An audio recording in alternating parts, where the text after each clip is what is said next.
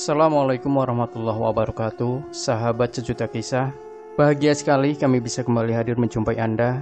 Tentu seperti biasa, kami akan menyuguhkan cerita-cerita misteri yang menarik untuk Anda simak. Dan kesempatan kali ini kami sudah menyiapkan sebuah kisah nyata misteri yang berjudul Hantu Laut di Pulau Condong.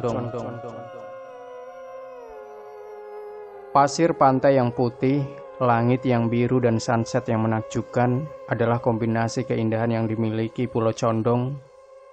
Tapi di sisi lain, ada kisah tentang bersemayamnya sosok-sosok makhluk halus. Warga setempat percaya mereka yang bersikap congkak akan jadi mangsanya. Pulau Condong adalah sebuah pulau indah yang berada sekitar 5 km arah selatan dari pesisir pantai Pasir Putih, Lampung Selatan. Untuk menuju pulau ini, tersedia kapal-kapal motor yang standby di sekitar pantai Pasir Putih. Dengan ongkos sekitar 150.000 sampai 250.000, bisa menyewa kapal-kapal ini untuk menuju Pulau Condong dan sekitarnya. Dari pantai Pasir Putih sampai di dermaga Pulau Condong, setiap pengunjung akan disuguhi dengan pemandangan yang benar-benar indah. Air laut sangat jernih, sehingga ikan-ikan kecil saja bisa terlihat dari permukaan. Belum lagi pasir putihnya yang sangat menawan. Belayan hawa sejuk amat terasa begitu kita sampai di Pulau Condong. Biasanya banyak yang datang berduaan di sini untuk melihat matahari terbenam. Jelas Yusabiran 37 tahun, warga setempat yang bersedia menemani misteri. Sungguh romantis, itulah salah satu suasana yang ditawarkan oleh pulau eksotis ini. Pulau ini memang indah dan ombaknya tidak begitu besar. Tidak seperti di Parangtritis atau di Pelabuhan Ratu, tambah Yusabiran. Tapi pada hari-hari tertentu, ombak di sini malah bisa lebih besar dan menggunung. Itu bertanda dia akan meminta tumbal. Yang dimaksud dia oleh Yusabiran adalah sosok hantu laut berbentuk seekor ular raksasa. Menurut cerita yang beredar, hantu laut tersebut berupa sepasang ular raksasa yang disebut sebagai dumung, yakni ular bertanduk dan bertubuh besar yang konon besarnya bisa seukuran gulungan kasur. Kalau ada ombak bergulung besar, itulah pertanda ular siluman penghuni laut di dekat pulau ini sedang bangun dan ingin mencari mangsa, lebih tepatnya mencari tumbal. Yusabiran mengisahkan biasanya ular dumung bertanduk penghuni Pulau Condong itu akan muncul menampakkan wujudnya saat menjelang bulan Suro dan Maulid menurut hitungan kalender Jawa. Apa yang diungkapkan Yusabiran ternyata lain dengan apa yang dikisahkan oleh Sunarto, 52 tahun, penduduk asli setempat. Pria keturunan suku Madura ini mengisahkan bahwa sesungguhnya yang menghuni pantai laut Pulau Condong itu adalah sepasang ikan cucut jadi-jadian atau ikan siluman. Ukuran sangat besar sekali, panjangnya saja kira-kira 5 meter lebih. 3 tahun lalu saya pernah ikut teman saya pergi mencari ikan di sekitar pulau di depan pantai ini. Saat menjelang matahari terbenam, kami melihat seekor binatang muncul dan berenang. Saya terpana.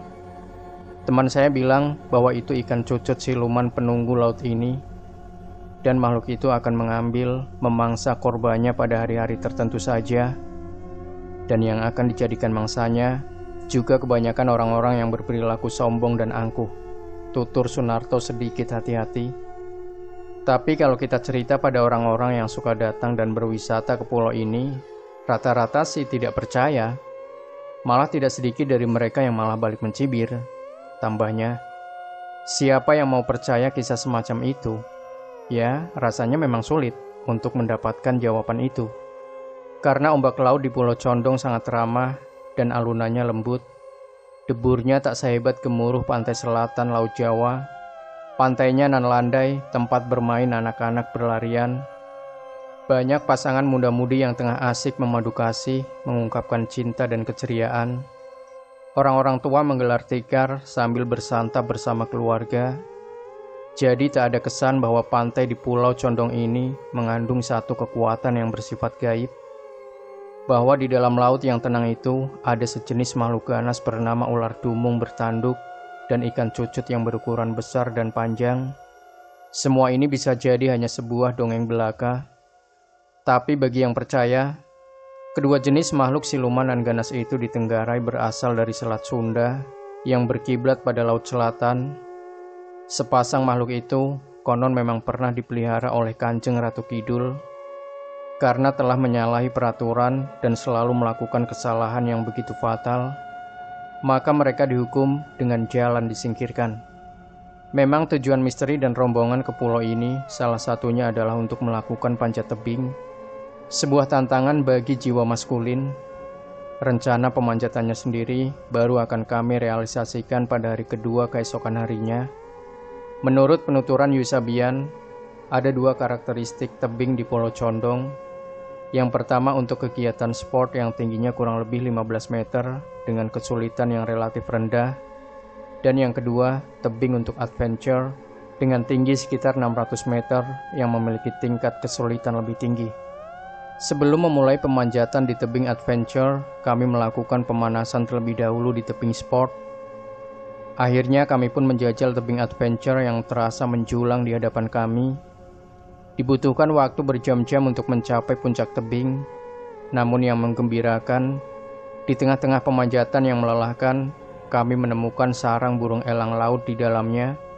Sebuah pemandangan yang sangat langka dijumpai.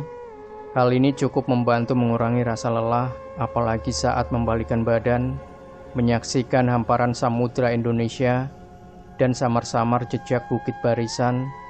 Tiba-tiba saja rasa lelah dan takut lenyap seketika, berganti dengan kekaguman, dan rasanya tubuh ini enggan untuk turun. Rasanya ingin juga membuat tenda di sisi tebing curam itu, namun itu memang tak mungkin kami lakukan. Ketika akhirnya kami turun, matahari sudah hampir terbenam.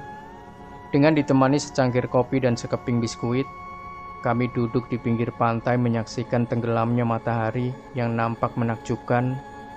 Pada malam-malam tertentu, di tebing ini sering terdengar suara-suara desisan yang cukup aneh.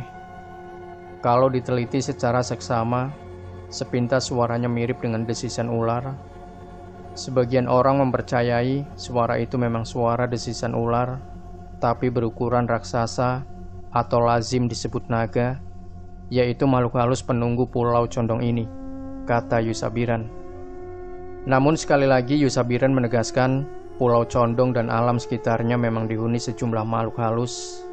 Sedangkan ular dumung dan ikan cucut siluman yang berada di kawasan lautnya, di samping sebagai penguasa seluruh makhluk halus di kawasan itu, secara khusus dia menunggu dasar laut Pulau Condong. Tenggelamnya matahari bagai sinar emas, tampak kemilau. Tak terdapat tanda apa-apa di sana, tak ada angin. Tapi di saat misteri menyapu sisi pantai senja itu, ombak bergulung datang seperti ingin menjamah kaki. Dengan sedikit membaca papan nama, sambutan saat datang di Pulau Condong.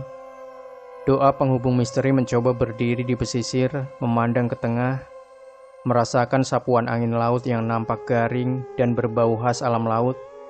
Burung-burung terbang melintas. Saat itulah misteri merasakan ada getar-getar gaib terasa. Beberapa bayangan muncul dalam pandangan astral.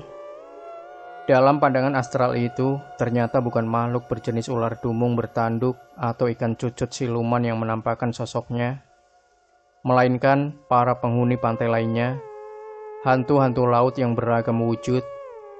Beberapa hantu air yang berkepala seperti ikan dan memiliki ekor panjang nampak dalam pandangan astral itu. Tak ada sambutan yang mereka berikan pada misteri. Keesokan harinya, sebelum pulang kami menghabiskan waktu dengan berenang dan melakukan snorkeling. Di sekitar pulau itu masih banyak terdapat terumbu karang dalam keadaan cukup baik. Belum lagi dengan kejernihan air laut yang tampak berkilau, makin melengkapi kepuasan hati. Sayang, misteri hanya punya waktu 3 hari untuk menikmati Pulau Condong yang indah ini. Rasanya memang waktu menjadi begitu pendek, seolah tak pernah cukup untuk menikmati keeksotikan dan suasana romantis yang diberikan Pulau Condong.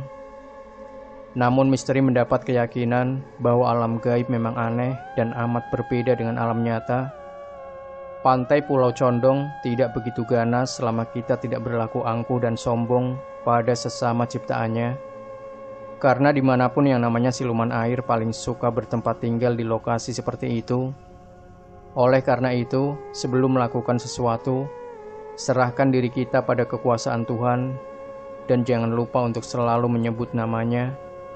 Tak ada yang lebih berkuasa selain Allah Subhanahu wa Ta'ala. Selamat berwisata ke Pulau Condong.